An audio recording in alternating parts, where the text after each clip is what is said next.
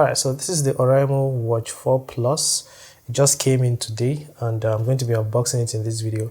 I have another watch coming up very soon. I'll leave a screenshot of it so you guys can know. I forgot the name of the watch, but when it comes I'll also unbox that one. Alright, so after unboxing this one, then I'll use it for like a week and then I'll give my final review of the watch, so that if you're interested in getting the watch for yourself, then well, you can get to know all you need to know. Okay, so let the unboxing begin. Okay, so I've noticed that Oraimo is starting to reduce the size of their boxes. I don't know if it is just to save on cost, but well, I don't get that premium unboxing experience anymore like I used to. But anyways, let's just keep going. Alright, so this is the covering. You can just keep that aside for now. And yeah, this is the watch inside. So I don't know if it is possible to remove it from here. So let me remove this one first. Okay, and yeah, this is the watch. So just by looking at it, it is giving me Watch 2 Pro vibes because of the button on this side.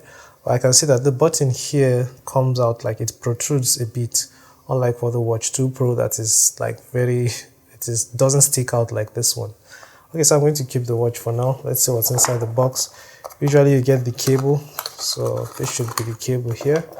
This is the same magnetic pin cable that you get on almost all the watches. So this metal at the top and at the bottom are magnets, and the pins between them are what you use to charge the watch. And this is the micro USB-A port or connector.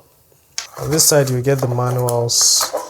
Sometimes I go through the manuals just to get a better understanding of how the watches work, but after using the watch for a while, I'm sure I'm going to understand how it works. Alright, so now I'm going to open this one up. It's always fascinating seeing the screen.